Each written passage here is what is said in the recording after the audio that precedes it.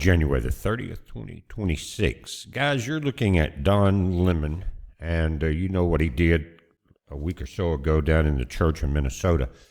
And some of the people there got arrested, but he didn't. The judge refused to charge him, I guess because he was a very important liberal reporter. Anyway, it says disgraced ex-CNN anchor Don Lemon was arrested late Thursday over the anti-ICE protests that stormed a Minnesota church during Sunday service, according to his attorney. Now, the way the FBI did this was perfect. It was perfect because he was embarrassed, the way he embarrassed the people in that church. Said he was taken into custody by federal agents last night in L.A. while he was covering the Grammy Awards. Lemon's attorney, Abe Lowell, said in a statement he shared with multiple reporters. Lemon spent the night in jail and is expected to make his first appearance in court sometimes today, according to Brian Stetler, the chief media analyst for Lemon's former network, of course, CNN, the worst network on the planet.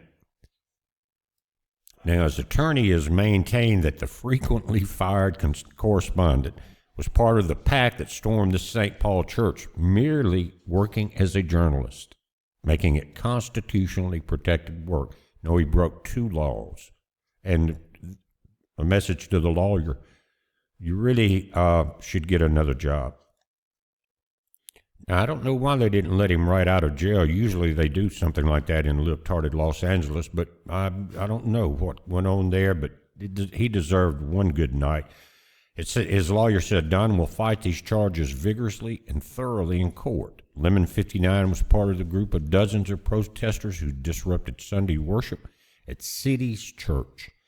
It was not immediately clear what charges he is facing. However, Lemon has been accused of violating the Enforcement Act of 1871, which bans interference with certain civil rights, such as voting or serving on juries, or in this case, the right to practice one's religion.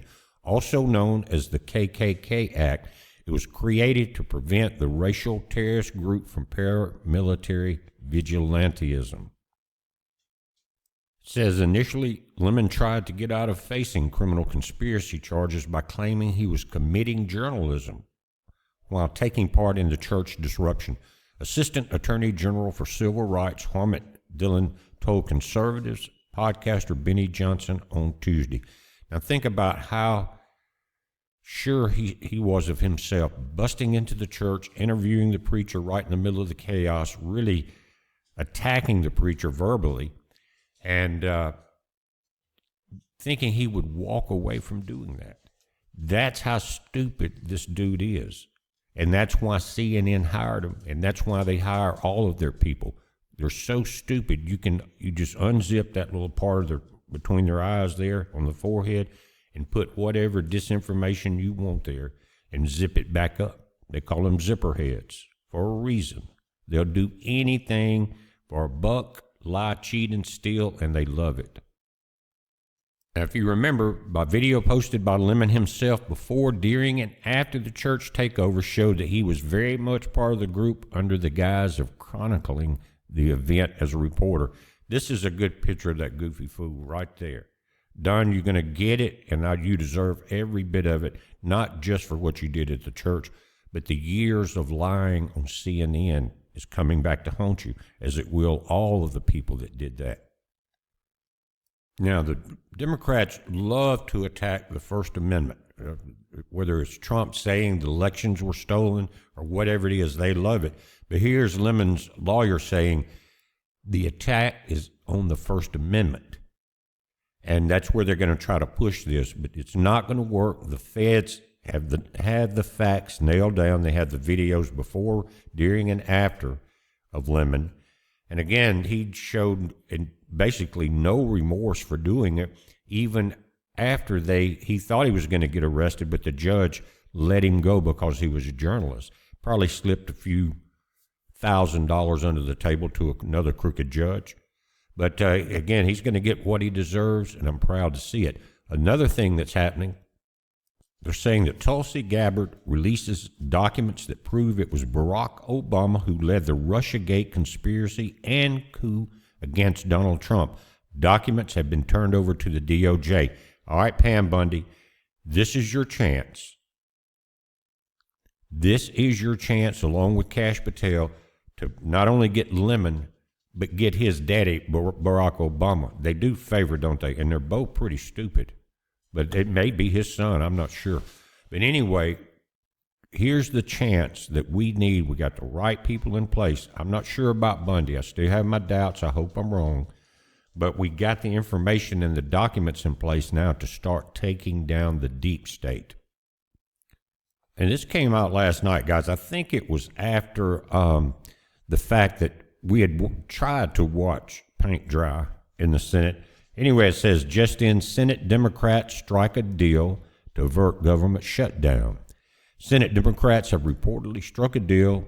It said early Thursday, the Senate blocked a measure to advance a government funding package in a 45 to 55 vote ahead of Saturday's deadline for a shutdown. It's actually tonight at 1 minute after midnight is Saturday, and so it's tonight at midnight. And the 45-55 vote has to do with Tommy Tuberville, a bunch of rhinos. Tuberville's always been a traitor, even to his college teams at Ole Miss, possibly at Auburn. Anyway, 7 Republicans joined the Democrats to block the funding package, which includes money for the Department of Homeland Security. Later Thursday, Senate Minority Leader Chuck Schumer agreed to a deal that would give more time to negotiate funding for the Department of Homeland Security. In other words, get everything else funded. And he agreed to the deal. He didn't make the deal, but he agreed to it. And so whether or not the Republicans stick to anything they tell Chuck Schumer would be a joke, because he's not going to stick to anything he says. So we'll watch it. Today they're going to be in there. I don't know what they're going to do, drag their feet, go back there, get drunk, go to sleep, whatever they do, and waste all of our tax monies. They don't go to work but Tuesday, Wednesdays, and Thursdays unless it's a deadline like this. They get the weekends off. They leave Thursday, travel Friday, stay home, then travel Monday to get back. So at 3 days. And we're paying these fools for nothing almost. Now, there may be some updates to this. Again, this was last night. Trump and Senate Democrats struck the deal Thursday to avert the prolonged shutdown for most of the federal government. 5 sources familiar with the agreement said in an effort to de-escalate a bitter fight over the Department of Homeland Security and ICE that reached a boiling point after the killing of 2 U.S. citizens in Minneapolis.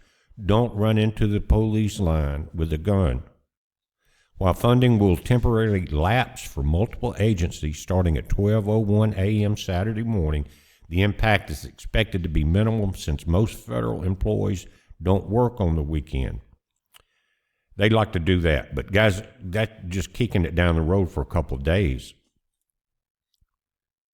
Now, I've got to say one thing about Rick Scott. He's never been my favorite senator, and even when I guess he was governor of Florida, because of some of his involvement in the Zika virus spray. Him and his wife became very rich from spraying that poison.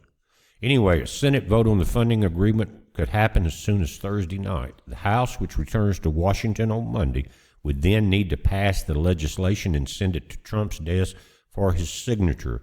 The president urged lawmakers on both sides of the aisle to vote for the bipartisan deal. Again, remember I said last night that the House is not in town, and that if any changes are made by the Senate, it automatically, by law, goes back to the House because they have changed the House's paperwork. In other words, they may not agree to the changes, so it would go back to them, then it would go to Trump's desk possibly, or come back to the Senate. But Rick Scott said he might force the Senate to vote on the SAVE Act as part of the government funding deal as the shutdown looms. That's very important. That will secure our elections. And Rick Scott is saying, let me pull this down. Now, Rick said this on X. He said, I need your help. Let my colleagues know. We must pass the SAVE Act and secure our elections. That forces voter ID. We have to stop the earmarks and end wasteful spending. That's how we make Washington work for you. So there's a movement there to get it. And without the SAVE Act, guys, The elections are going to be a catastrophe. There's going to be battle after battle going through the blue states because they're going to try to cheat, steal, and rob every vote they can. So today's going to be definitely interesting in D.C. We're going to keep an eye on it, guys, and see what they're doing. If they're dragging their feet, we won't be live long. We've all had enough of that, haven't we? Anyway, guys, we're watching. You watch it. Updates are coming. Be safe.